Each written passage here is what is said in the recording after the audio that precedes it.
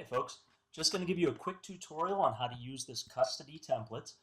What it's designed to do is allow you to very quickly fill in your custody days for the entire year, validate it with your ex, and make sure that you're both okay with who's going to have which days. And then it converts it into a CSV file that you can then upload into Google Calendar to have all those events created in one fell swoop. I'll show you how easy it is. There's only a few cells you need to edit. So what you can do is just say who has the kids. I apologize, I don't have a pre-filled, I can't just copy and paste in the calendar. So I'm going to put this in real quick. We'll say we're dealing with Dave and Wendy, and they have them week on, week off. You could do 2, 2, 3, or whatever it is that you're doing.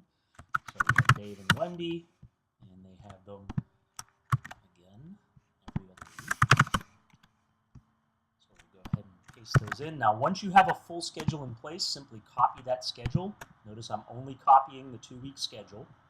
And then once you have it highlighted, simply click that little dot in the corner, drag it the whole way down the column,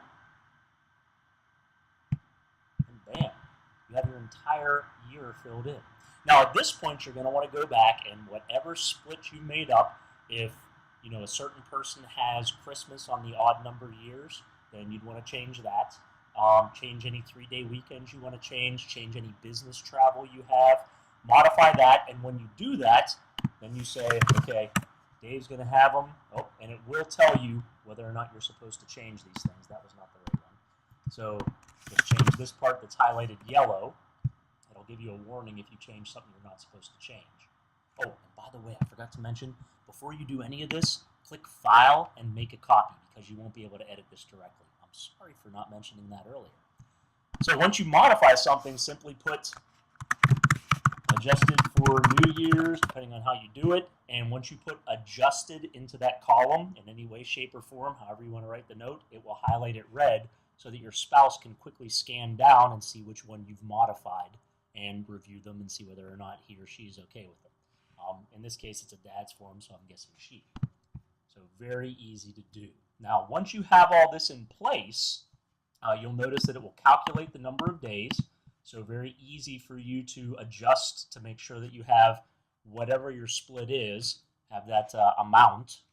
And then it's really simple. Just go to the Groom for import to Google Calendar. Everything will be automatically filled in. Just go to File, and then go to Download As, CSV. It'll create that file. You go to your Google Calendar.